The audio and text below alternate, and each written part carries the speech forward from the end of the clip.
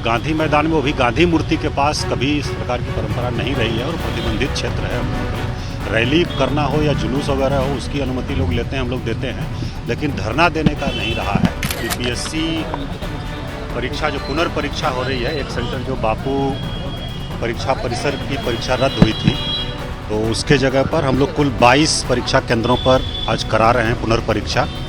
बापू परीक्षा परिसर में जो सेंटर था, वहाँ पर जितने लोगों ने एडमिट कार्ड डाउनलोड किया था, उससे ज़्यादा लोगों ने इस बार किया है। 8,200 लोगों ने लगभग एडमिट कार्ड के एहतियात के तौर पर हम लोगों ने सारे इंतजाम किए हुए हैं, किसी प्रकार का डिस्टर्बेंस नहीं हो और शांतिपूर्ण ढंग से परीक्षा संपन्न हो। नमस्कार, मेरा नाम प्रेम है और आप लाइव स्ट्रीम देख रहे हैं। बीपीएससी की परीक्षा एक सेंटर पर रद्द कर दी गई थी, उसके बाद आज 4 तारीख है, आज पुनः परीक्षा हो रहा। अभ्यर्थी सेंटर पर पहुंच रहे हैं और परीक्षा किस तरीके से लिया जा रहा है वो तमाम तस्वीरें आपको लाइव सिटीज के माध्यम से दिखाया गया है। पर पटना के DM doctor Chandrashekhar Singh alert mode पर है। देखिए, हम आपको तमाम तस्वीरें दिखा रहे हैं, अलग अलग सेंटर से लाइव सिटीज की जो टीम है वो उतरी है, तमाम जो तस्वीर है वो आप तक पहुंचाया जा रहा है। पर जो पटना के डीएम है वो भी कई सेंटरों का निरीक्षण किए हैं। देखिए, कहा जा रहा है कि जो जिला प्रशासन के लोग हैं वो बिल्कुल एक्टिव मोड में है, अलर्ट मोड में है। देखिए, जो परीक्षा हुई थी किस तरीके से गड़बड़िया हुआ, उसके बाद जो अभ्यर्थी है वो धरना स्थल पर बैठ के गर्दनी बाग जाकर, और कुछ अभ्यर्थी हैं जो प्रशांत किशोर के साथ अभी भी पटना के गांधी मैदान में डटे हुए हैं। पर जो पटना के डीएम है डॉक्टर चंद्रशेखर, उन्होंने बड़ा बयान दे दिया है। देखिए, सवाल पूछा गया था प्रशांत किशोर को लेकर, सवाल पूछा गया है जो अभ्यर्थी परीक्षा देने पहुंचे हैं उनको लेकर, तमाम सवालों के जवाब दे रहे हैं। वो बयान हम आपको सुनवाएंगे।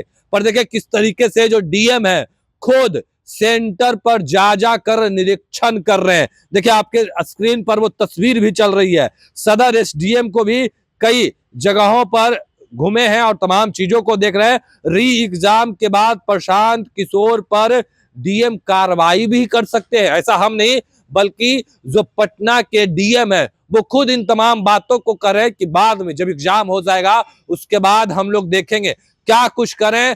पटना डीएम सबसे पहले हम आपको वो सुनवाना चाहते हैं।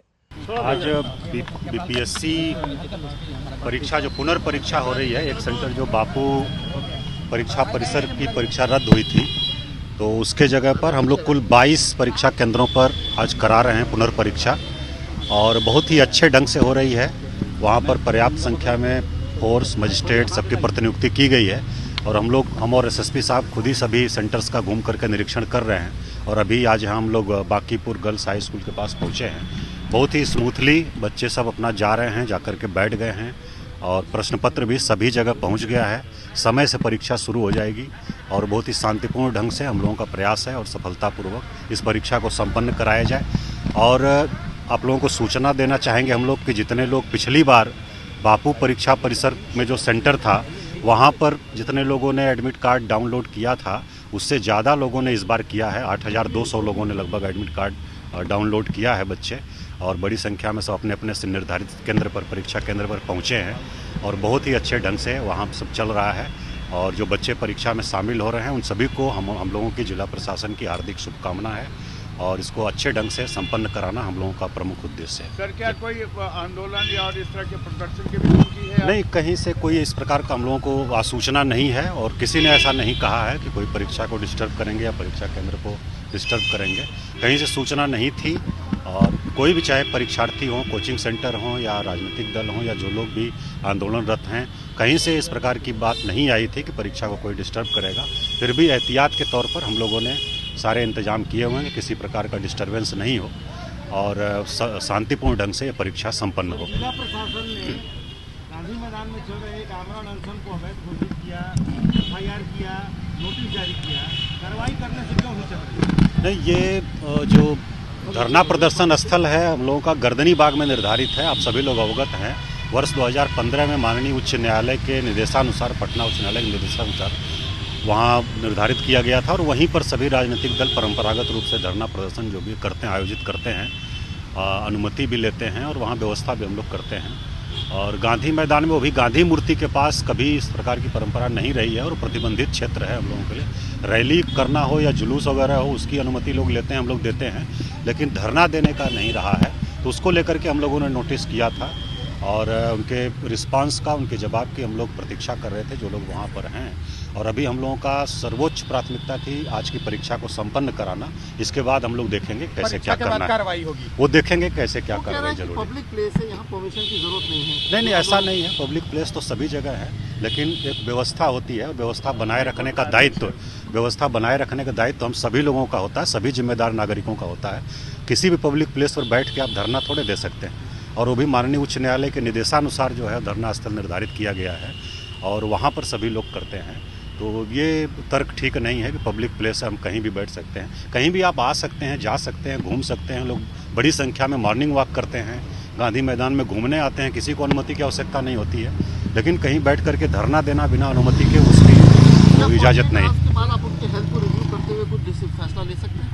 नहीं, वो तो हम लोग देखेंगे क्या करना है। और हम लोगों को सूचना मिली थी, लिखित सूचना मिली थी कि वो स्वास्थ्य जो है डिटोरिएट हो रहा है। तो हम लोगों ने रात में मेडिकल टीम भेजा था और एम्बुलेंस भी हम लोगों ने भेजा था। हम लोगों की नज़र है वहाँ पर, और जो उचित होगा परीक्षा संपन्न कराने के बाद हम लोग देखेंगे क्या आगे कार्रवाई छात्र हैं सर आज जो परीक्षा दे रहे हैं? अभी 8,200 छात्र जो हैं वो लगभग वो एडमिट कार्ड डाउनलोड किए हैं वेबसाइट से बीपीएससी के, और हम लोग परीक्षा संपन्न होने के बाद डेटा देंगे आप लोगों को कितने लोग उसमें से अपीयर हुए।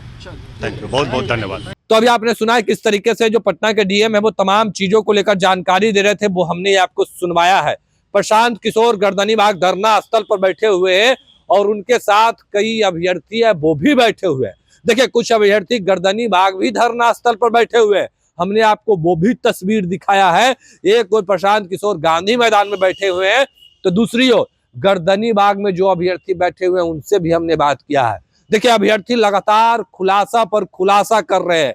एक और परीक्षा रद्द करने की मांग कर रहे हैं, पूरा परीक्षा रद्द हो और परीक्षा फिर से करवाया जाए, ये अभ्यर्थी लगातार मांग कर रहे हैं। उनके साथ प्रशांत किशोर भी डटे हुए हैं।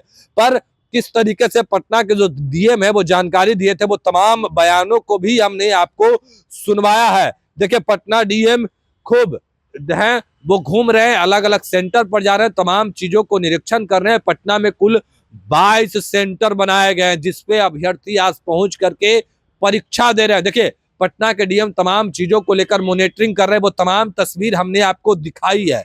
अब देखने वाली बात होती है कि जब एग्जामिनेशन खत्म होता है तो प्रशांत किशोर पर किस तरीके से कार्रवाई किया जाता है।